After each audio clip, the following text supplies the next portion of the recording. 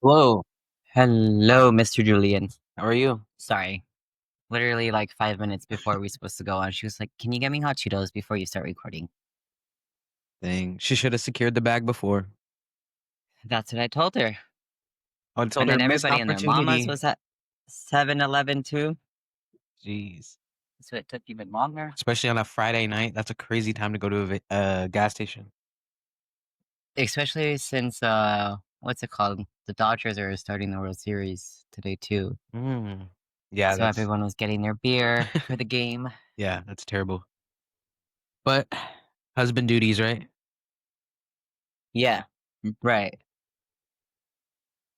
That's what she told me. You're still early on. So like a year in, you're like, no, I don't have to do that. Right. Just joking, it never ends. You just gotta like, pick which fight you want.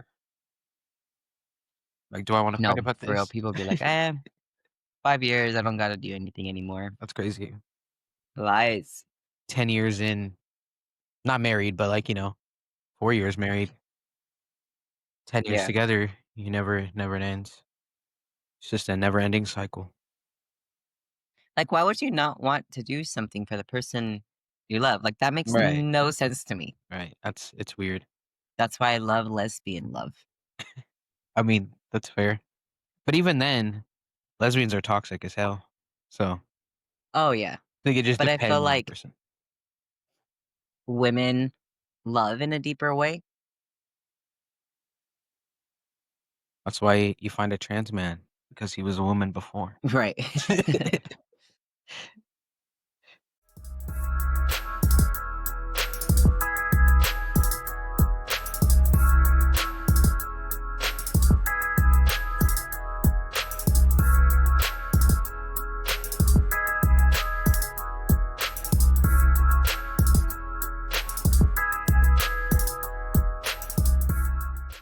Welcome to Two Guys Unfiltered, a podcast where trans people share their coming out stories, the funny ones, the hard ones, and everything in between. I'm Juju. And I'm August. So whether you're trans, questioning, or just here to learn, we're glad you're here. Our guest today is Danny. He talked about his transition and how being a trans influencer has affected him. So we want to know from you guys, what are your thoughts on trans representation in social media? Do you think it's doing more harm than good? Leave your answer in the comments before watching so we can see if your perspective or outlook has changed. Now let's get into it. That's Okay. So Danny, if you can you introduce yourself for us, please? All right. Hi, I'm Danny. I am a content creator, comedian, drag queen. I kind of do a little bit of everything. And I am also a trans man. Ah. Yay. And what would you say the kind of content you post is about? I post a lot of, it's kind of like story times, vlogs, day-to-day type stuff. But I also post a lot about like my comedy and my drag and just what it's like being 25 and trans. That's a whole conversation. Yeah, yeah. What drag do you do? Are you a drag woman or a drag man? I'm a drag queen, so I do more like femme drag, Okay. but I do keep my beard and I like to be a little like non-binary with it. Hmm. So it's definitely more femme leaning, but it's a little bit of both. That's interesting. Do you start doing drag after transitioning or were you doing it before? I was doing it before, but I stopped because people were being really annoying with me.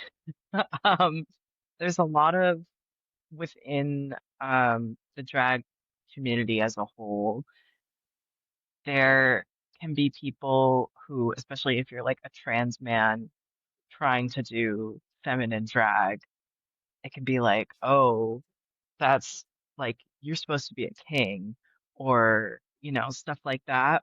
And I was getting a lot of that before. So I don't know. Interesting. Yeah. how gender roles still apply to drag. Like, what? I know, it's so you would think it wouldn't exist there, but it can be that way in certain spaces. Not all spaces. A lot of people are a lot more open to it and stuff, but I would say generally, like the general public and stuff are very like if you're a drag queen, then you're a man dressing up as a woman. You're a Yeah, cis man dressing up as a woman. So it's very like reinventing gender roles for some people. yeah. No, I know I was thinking of like Sasha Colby and how like Hmm. the drag race scene was very transphobic for a very long time. Still kind of is, but like Hmm. it's nice to see trans women like be able to win the whole competition now and like last a Right. whole season instead of getting booted out within 5 episodes. Right. It's very nice to Yeah. have that sort of representation and like trans people have always been a part of the drag scene Hmm. and like it's nice to see that represented in such a mainstream um thing, because Yeah, drag race is a very like I would say palatable, easy to watch version of for drag sure. for the Yeah. general public. Yeah. And it's nice to see people included in that. And would you say like you still deal with like the transphobia within like the drag scene, or like no, not now? Where I am now in Brooklyn, definitely not. Everyone's super accepting and you can just kind of do whatever and everyone's cool with it and really supportive and nice. But there have been I mostly get it on online Mm. or from like a random cis person who it's like their first drag show. And now not as much when I'm performing in person because like I have a deeper voice and I have a flat chest and things like that. But before when I was performing and I didn't have top surgery and stuff, it was very like, oh, so you're a king. You're a bio queen. You're this, you're that. And I'm like, no, I'm just a queen. So like I don't experience it as much nowadays, but before it was a lot worse. And online, it can be kind of tough. Yeah. Yeah. People online always got shit to say. Oh, of course. Don't know how to shut the fuck up. Exactly. Especially being like a content creator too. It's like a lot. Right. Yeah. Oh my Comes with the God. territory, I guess. Mhm. Hmm. And then, if you can you give us a little summary of your coming out story? Yeah, of course. So I uh always kind of felt a little off in my body, as a lot of us do. And I didn't know what it was. And for a long time, I thought it was just like body dysmorphia or um oh, I'm too fat or I'm too this. And I grew up, in the early 2000s and stuff. So like it was very like, oh, it's your weight that's bothering you. And that was how I saw it for a long time. But then in like the 2010s, I saw on YouTube more trans creators, specifically trans masc and trans men. Uh, I can't think of the names off the top of my head, but there are a few YouTubers and stuff that found. And I was like, oh, I didn't know that was an option. So I was watching a lot of that, and it was something that I really sort of like internalized. Was like, I can't, like that's not an option for me, but it's something that I resonate with. And I went to college, and throughout college, I couldn't like, it was getting to like a boiling point with me where I like couldn't hold it back anymore. And I told myself when I finished my final exam. I was going to let myself cut my hair and experiment with my gender. And I remember how big of a relief that was. And I sort of only came out to my partner and like my close friends for a long time, but in this was back in like 2021. But in 2023, I like officially came out to my family and just like everyone else. And then late 2023, I started taking hormones. So that's it's been about the same since then, I think. But yeah, I guess that's like the short version of all of it. Nice. And with hormones, what's one thing someone should have warned you about before starting? Honestly, this is okay. This is crazy, but the change in my sexuality Mm. has been so like I was not expecting that at all. Did not know that was going to happen. Not mad at it at all. But I found out that I am primarily like same-sex attracted. It's I don't know, like I consider myself to be bisexual, right? And I always have. But when I was living as a woman, before any hormones and stuff, and like I fully was like, I'm a woman, I was primarily attracted to other women. But now that I've been on testosterone for 2 years this weekend, by the way, um, I've been on for 2 years now, and I find myself primarily attracted to men. So it's like whatever hormone is at the highest level in my body, that's who I'm attracted to, I guess.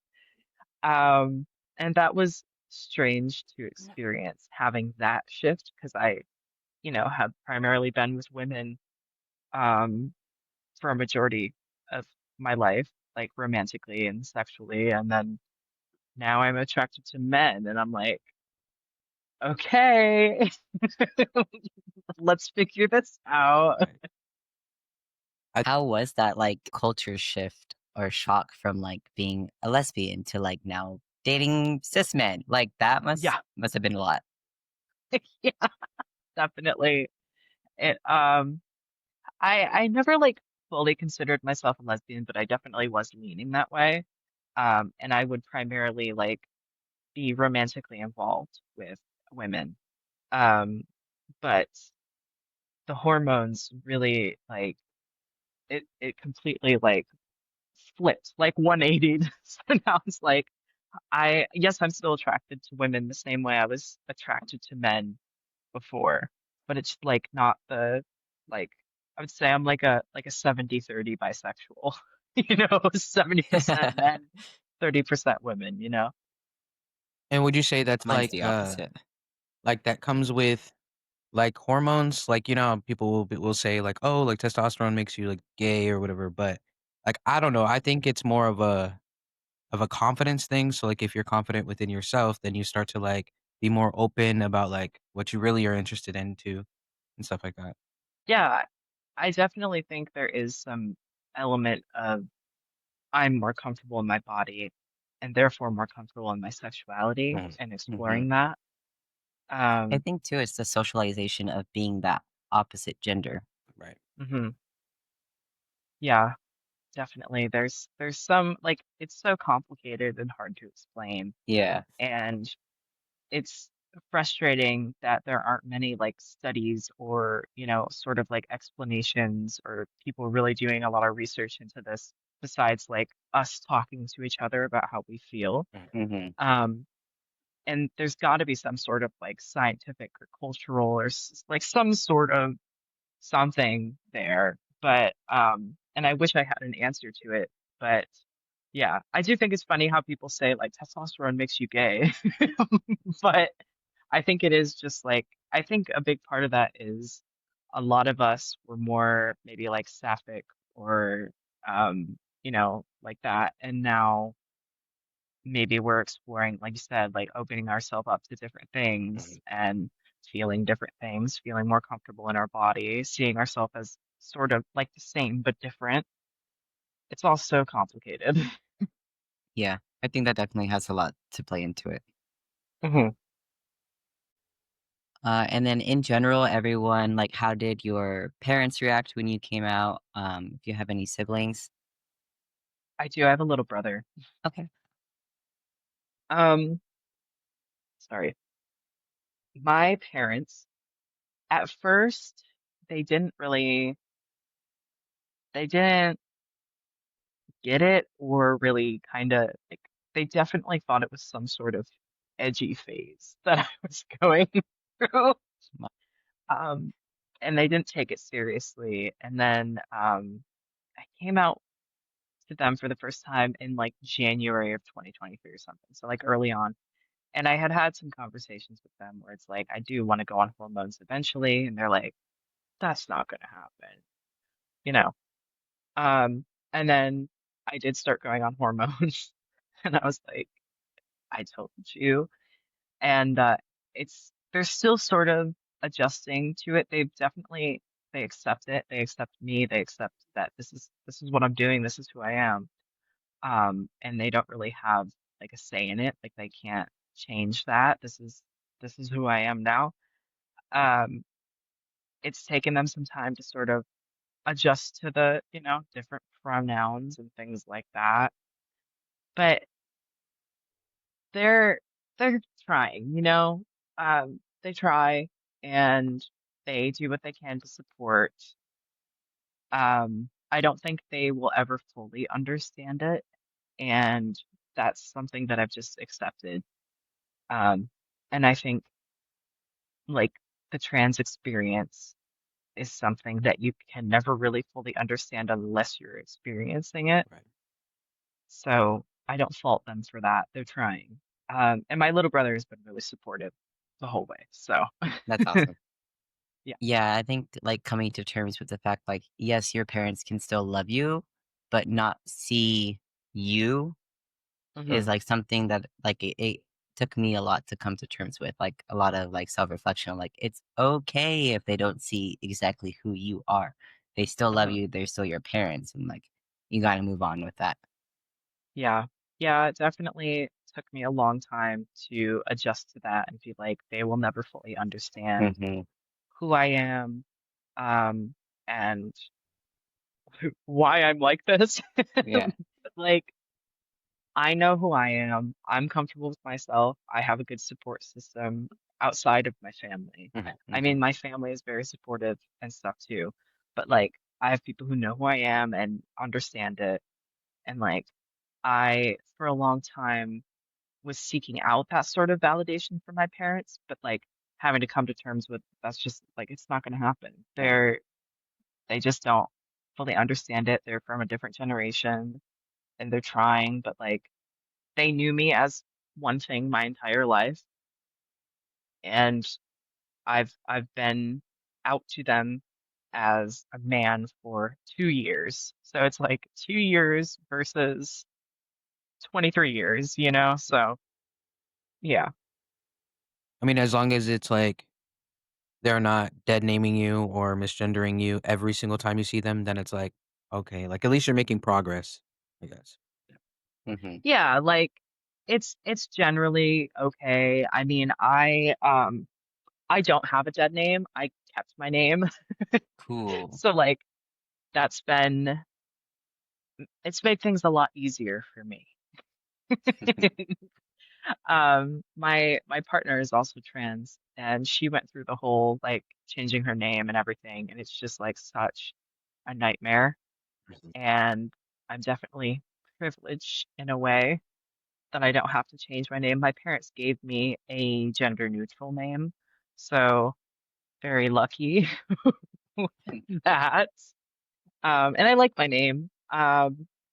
Do I prefer Danny over my name? Yes, 100%. But I mean, my name is Jordan, and that's where Danny comes from. It's just the second half of it, so like it's not that different. So Yeah, for the longest time, I was like, "Should I change my name?" Because the full name of it is very, like, female name, but, like, you can shorten it to be, like, gender neutral. So I was like, "What if I yeah, just do that? Just go by with the nickname my whole life?" But I was like, "But then that full name is still attached to it." So Right. I yeah, just put the nickname as my middle name instead yeah, and opted to do that. yeah. I That's fair. For me, I just wanted the whole name gone, wanted to not associate it 'cause it's very Hmm. feminine. So I'm like, "Ew, no, throw that away." I get that, yeah. Like, no. But I think it's so Yeah. cool when, like, trans people keep their, birth name. but it's still very gendered. But they're like, I don't give a shit. Like, give a Oh shit. Like yeah. Sasha Allen, like Right. having Sasha as like a male, like he always has to deal with the fact of like, are you sure this is your like your Mm-hmm. preferred name? It's Right. like, yes, like it's on my ID, right? Like, Yeah. Oh yeah. I mean, for me, I get that. I've noticed, I went to the doctor the other day because like my throat hurt and I was worried, whatever. It's just like a urgent care clinic because I hadn't got set up with my primary care yet. And I go in there and they didn't know, they're like, what's your preferred name? What are your preferred pronouns? What are your, and I I don't want to say I go out of my way to make myself look like just some guy, because like at this point I just do look like some guy. I'm not trying very hard. Um, but uh it can be hard when someone like clocks me, especially like I have a gender neutral name. And I think a lot of people, this is what I personally have experienced. People think that I'm trans the other way. Um, and they get worried about like misgendering and like some people will be like, do you want she her? Like and I'm like, no. no, please, no. No, I think part of it is that like I am a physically trans person. But also I'm 6 feet tall and I have a gender neutral name. Um, and people are like they just like don't know what to do with it. They're like, I know something's going on here, but I don't know what it is. So it can be funny, but like it also can be frustrating, 'cause it's just like just, just like who cares? The fact that they like try to read into it that much too. Right. Yeah. And what would you say has been the hardest part of your transition so far? The hardest part for me has been the way that other people treat me.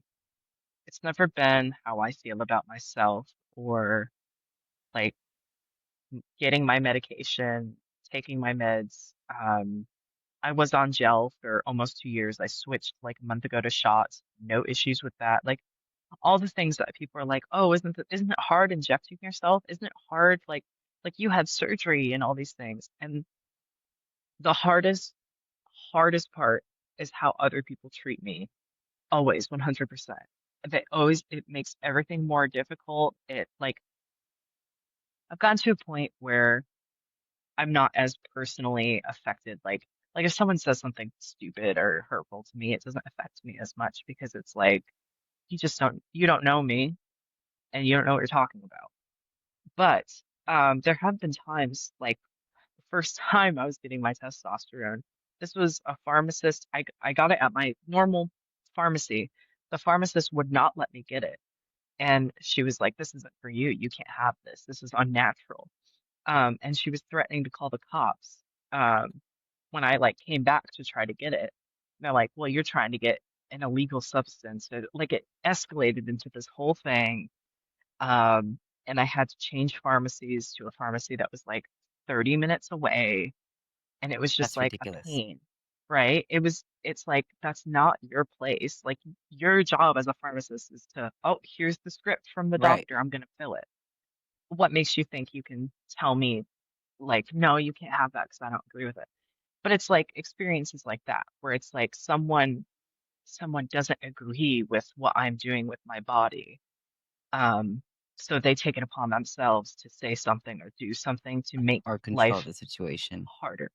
Yeah, Yeah. like to make it harder for me to somehow, I don't know what they think is going to happen. I'm going to be like, you know what? You're so right. I'm actually going to go get massive breast implants and grow my hair out and be a lady again. Like, what do you think? What do you think is going to happen? It's just like this, like I'm being punished.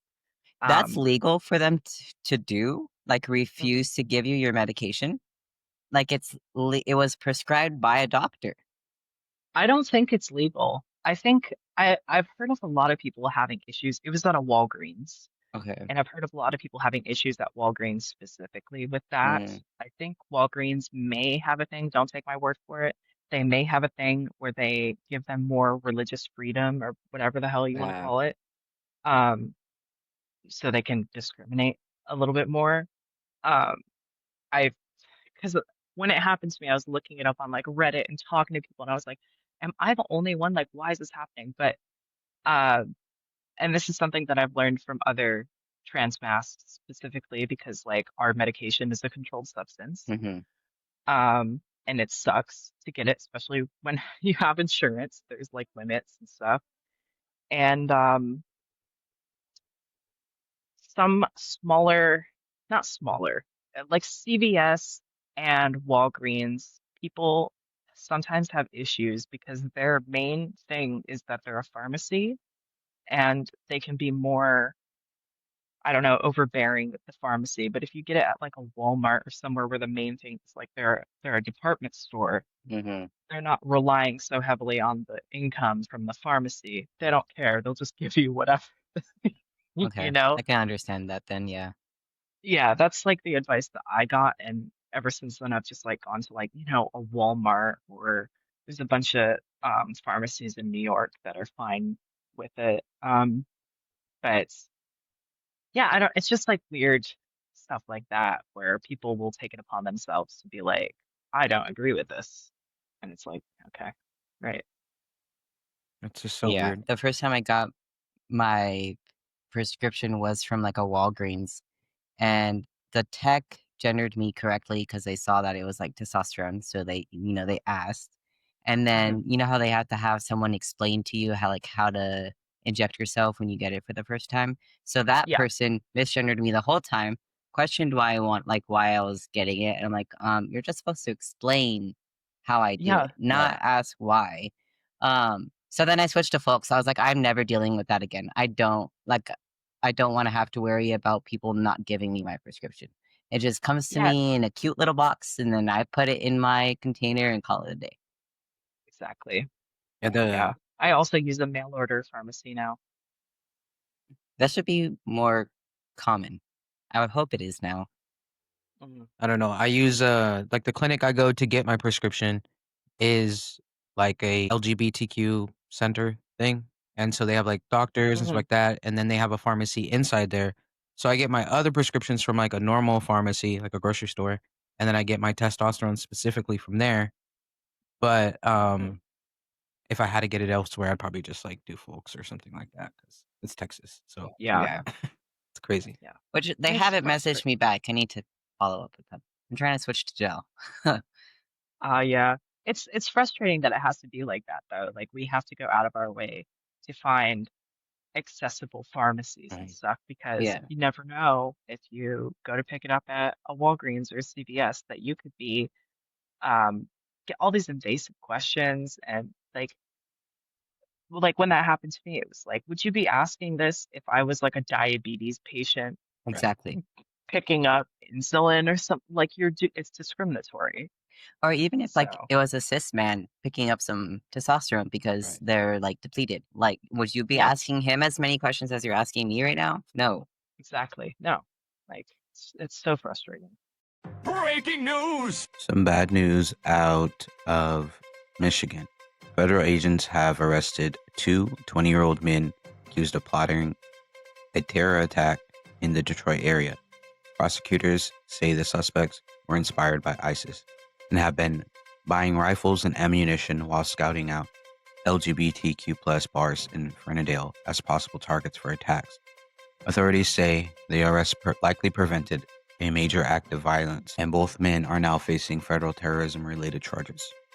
Democrat Erica Deuso won her mayoral race in Downingtown, Pennsylvania, in Chester County, beating Republican challenger Richard Bryant and becoming the state's first out trans mayor. In a statement, Deuso said, "This victory isn't about one person. It's about what happens when people come together to choose progress over fear." When asked about her campaign strategy, Deuso stated, "I wanted it to make it about the neighbors. It's the other side making it about who I am, my identity. I'm not running on being trans. That's not something I ever wanted to do." Deuso's victory is a huge win for the transgender community, and I hope to see more of it in the future. So in Colombia right now, there's a big push to finally ban so-called conversion therapy. A study shows people who experience conversion therapy are way more likely to struggle with mental health and attempted suicide. The country's made progress with LGBTQ plus rights, but there's still no national law banning conversion therapy. A new bill called Inconvertibles is trying to change that with a simple message. You're not broken, you don't need to be cured. If you want to read more into these stories, the links to the articles will be in the description below. And then when would you say was the first moment you felt completely unapologetically yourself? Um, I don't think I can think of like a single moment, like a single specific moment, but I know there have been moments where I've been like out at a store or something, and I'm just out and about, and someone will refer to me as like a man, or like, hey man, or hey dude, um, like without me having to explain or work really hard to present myself in a certain way. Like I'll just be like checking out the store and they're like, thanks, man, or Mhm. and it's like, For sure. yeah, that's how that's supposed to be. And that makes me feel so like, yes, that's correct. And I I just it feels so affirming in that moment to not have to be like, no, no, like it's this and I'm this and blah blah blah blah blah. So yeah, just like small moments like that is where I feel the most like myself, and I feel great about it. No regrets. Love it so much. And so we did talk a little bit about like your content and stuff like this stuff that you share. How do you handle like social media as a trans person?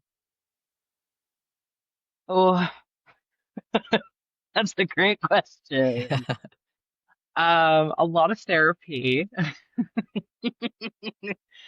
But yeah, it can be a lot. I definitely have to step away from things sometimes, and I do have to put up a lot of boundaries and not allow, I feel like not allow too many people to get too close to me and stuff, especially new people. And it's been hard for me because I love talking to new people and I love making friends and stuff, but there have been instances where I'm friendly to someone and then it can escalate really fast, or they can get a little parasocial or something, and then if I don't respond the way that they want me to, it can get kind of phobic and weird, like Yeah. there's a lot of that.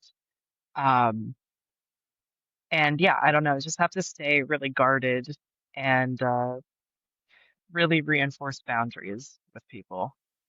That's so disheartening to hear because, like, you're sharing your experience, your perspective on being a trans person to build more community, to, Mhm. develop a space where people feel heard and seen, and then you're getting that kind of treatment. Yeah, it is really frustrating, and it's definitely something that I wouldn't expect from people, but I do get some, I would say it's overwhelmingly positive. Like the positives outweigh the negatives, but the negatives are like, They're whew, bad. they're bad. And I would say a lot of the negative um, comments and DMs and stuff that I get are from fellow trans people, Mm. uh, which is upsetting.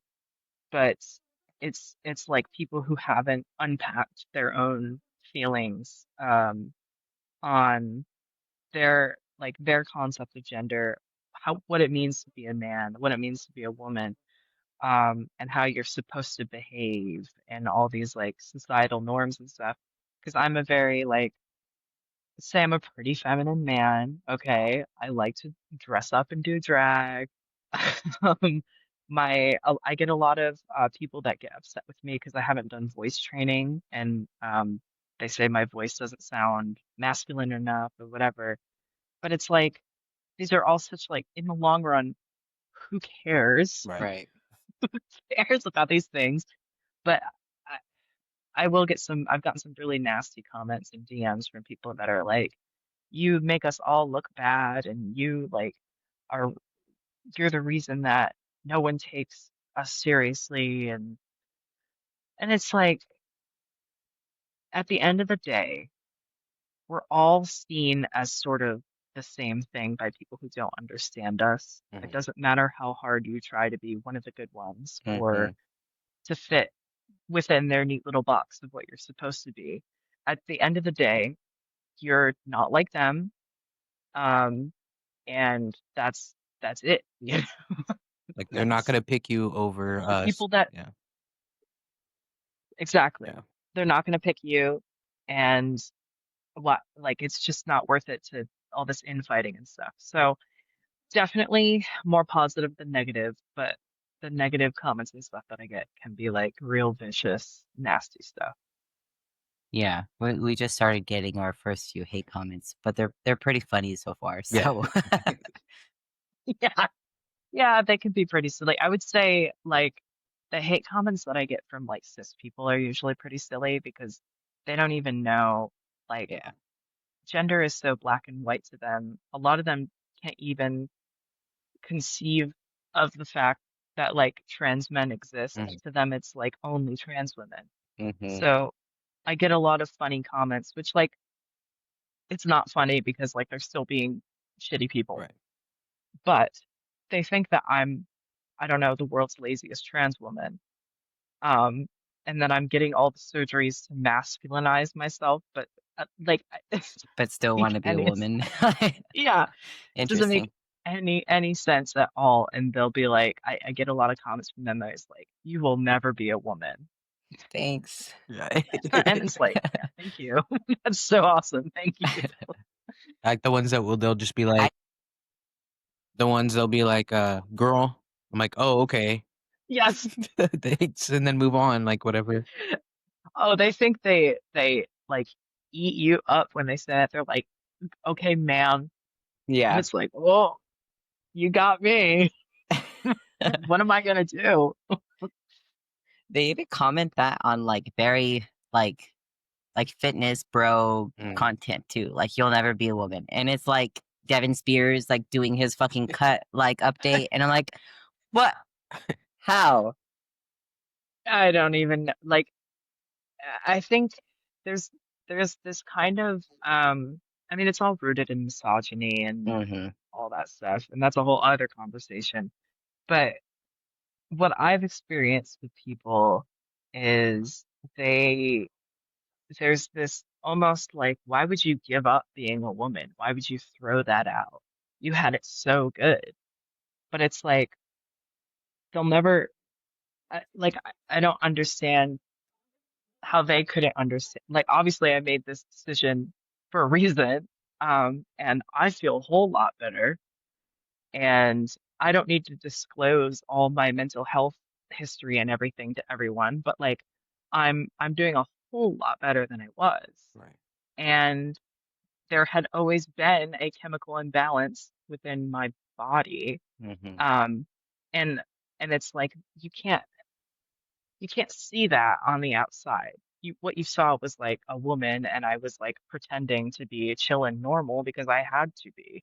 Yeah. Um But like for me, it's like there's so many layers to it, and I'm sure for like so many other people, there's so many layers to it. But like for me, I always had issues with like my estrogen and like my uterus and my ovaries. There's always something, and like my hormone levels were always weird, and I had really high androgens as a teenager, and like um, I don't know if I never found out if I was intersex or not, but I did start to like develop facial hair and stuff like that. I tested for PCOS. It was not Mm. PCOS. So there's so many layers to it. And like obviously that caused me to like go into overdrive hyperfem because I wanted to overcompensate.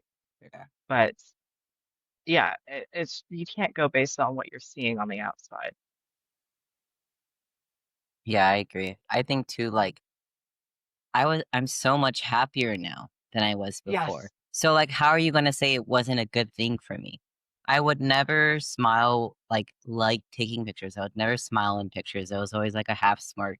And now I'm like big cheesing in photos. I'm like, and Yeah. you want to say that it was a bad thing for me to do? Like Yeah. how like my happiness did not matter then, obviously. Yeah. And that just comes from, like, them That's being unhappy with themselves, though. So that's what it really comes down Right. to. Yeah. right, Mm-hmm. right.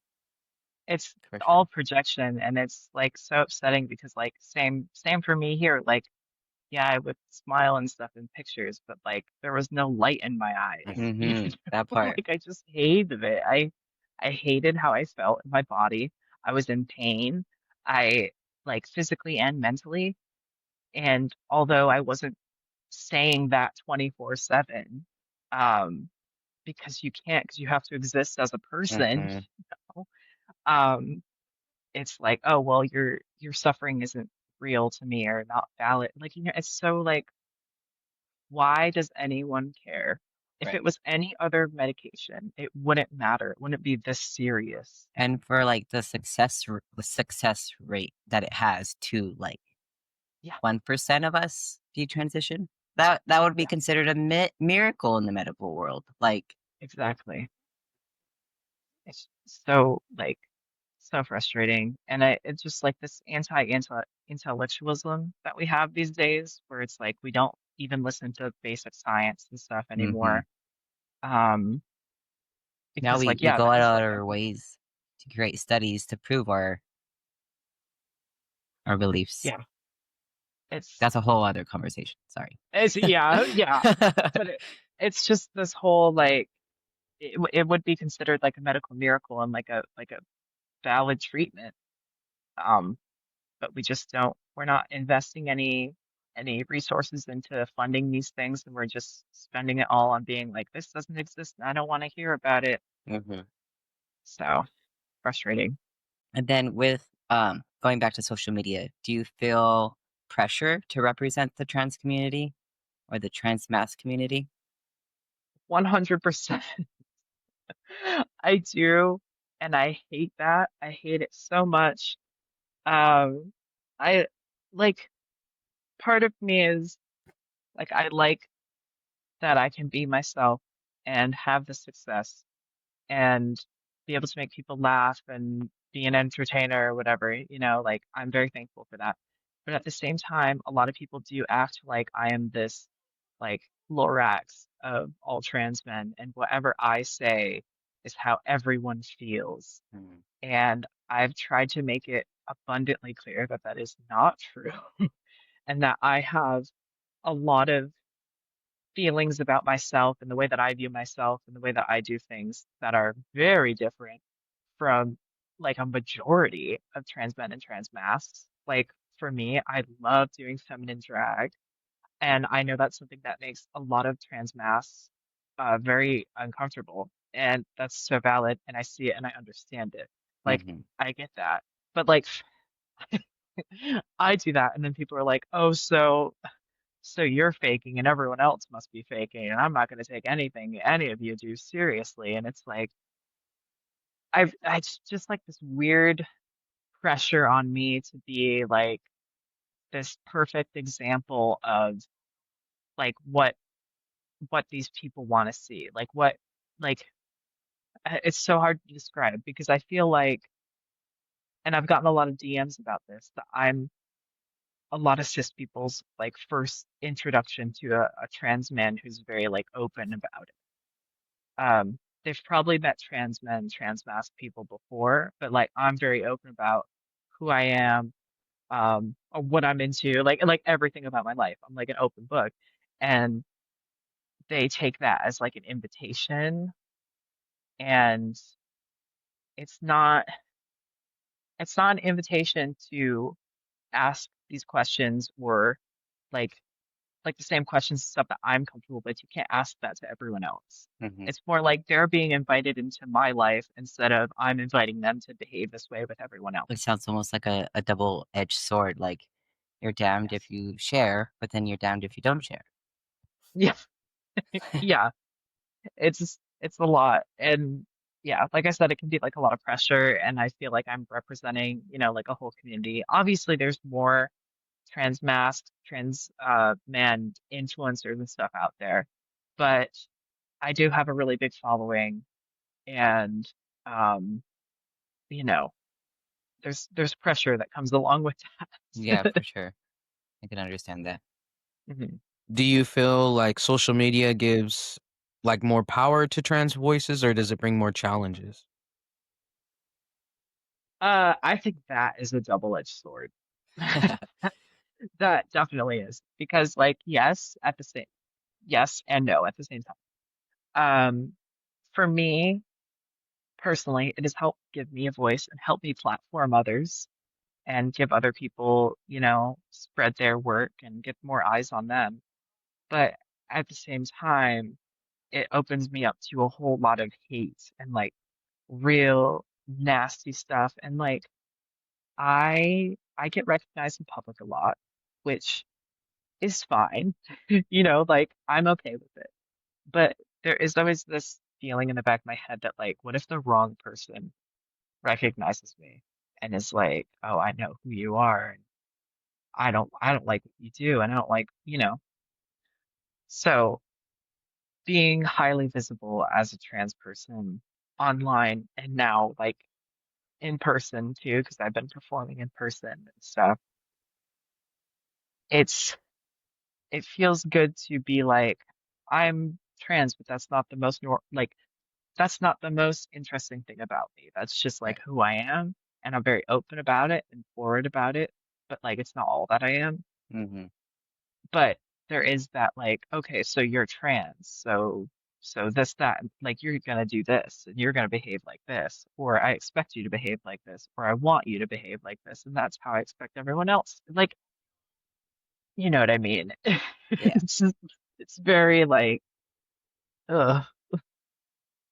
That question made me think about too, Dylan Mulvaney and how she shared her 365 days of being a girl, and how Mhm. like the representation of trans women is good, but then you're also showing the world a little too much of what it's like to be trans or how to spot Yeah, a trans person, and then it leads to like hate in the world where people approach trans women or people approach trans men and start being transphobic because they're like, well, I saw online that if you have these scars, you're trans. So I can see your scars, you're trans. yeah, yeah. That It's tough. It's tough because it's like, I don't know. I feel like at this point in time, there's so much like false information about trans hmm people where we're just like making things up. We as in like the general public, like yeah. they're just making things up and it's all false. And I want to be, not that this is my main goal with my content or anything, but it's like I do all these things. I'm a normal person. I'm entertaining and fun and I can make you laugh and stuff, but I'm also a trans person. I'm not this evil, scary monster like everyone is saying that You're I also just a am. human being too with feelings Yeah, and emotions. exactly. Like I'm human too. I'm not just like the way that trans people are talked about. It's like we're like creatures, like Mm-hmm. we're not real people. So if I can help, at least like one person realize, Exactly.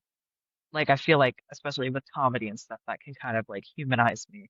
But yeah, And if you could speak to your younger self, what would you say?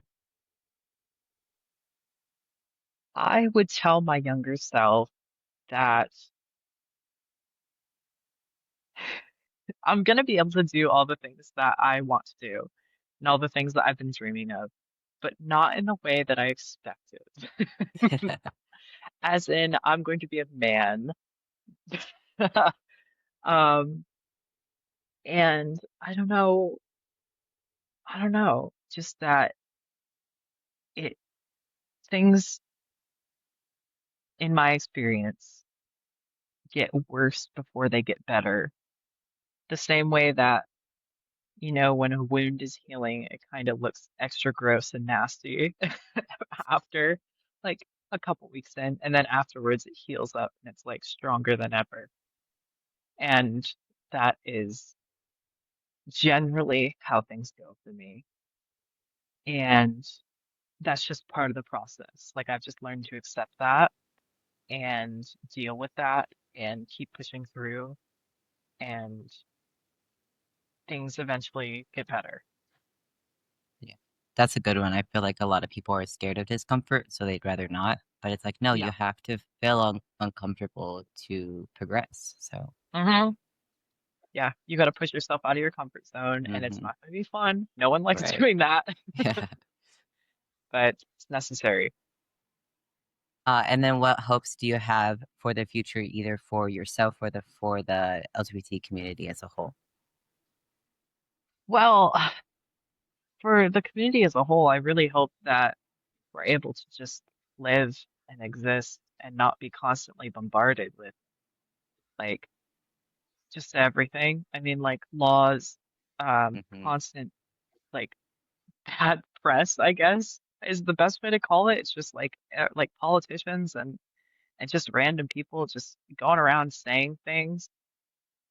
I really hope that we can just feel safe going out in public and existing and be able to pursue what we want to pursue, whether that be like becoming a doctor or a nurse or working at a bank or something. Like the discrimination against trans people everywhere right now is just so disheartening. And like, I really don't, and in the whole community too. Hmm. It's just nobody should have to deal with that for living authentically. So I hope we don't have to deal with that. And for myself, um, I hope I hope that my career picks up. That's um I don't know, that I continue to stay booked and blessed and I'm able to pay all my bills and stuff. That's all we can really do, right? So I want that for myself. I want that for everyone, but um yeah. Because you just moved to New York, right? Like recently? Yes. Yeah, Yes. that's So exciting. Yeah. That's a big move. it is. It's exciting. It's been a lot of work. Um, and I've been working constantly. I'm working like three jobs right now. Oof. It's all been insane, but I'm doing my best to try to make things work and keep it going and build momentum and do everything that I Yeah. can. So yeah, I hope everything works out for you and all your aspirations come true in the future. Yeah. thank you. Me too. That is all the questions we had for you. Did you want to share your social media handle so they can give you a follow? Sure. You can find me on TikTok at Danny is online. You can find me on Instagram at Danny is in your phone. My website is dannysnyder.click, and I'm also on Facebook. Danny is online, I think. You can find everything at dannysnyder.click, honestly. So that's it. What's your website? Do you have like merch or something? Or I do have merch. You can find it through my website or dannyisonline.shop, I think. But my website is mostly, it's just like links and oh, okay. stuff. It just has a fancy name. I was like, I didn't know you had a website. Now I want a And then website. you're right. Twoguysunfiltered.com. Yeah. Your handles will also be in the description for them as well, so they can click it easier too. Okay, perfect. All right, so that's a wrap on today's episode of Two Guys Unfiltered. Huge thank you to Danny for sharing his story. If today's episode resonated with you or reminded you of your own, we would love to hear from you. Click the link in the description to fill out the form to be our next guest. And don't forget to like, subscribe, and leave a review. Share this episode with someone who needs it. Until next time, take care of yourself and each other. Bye.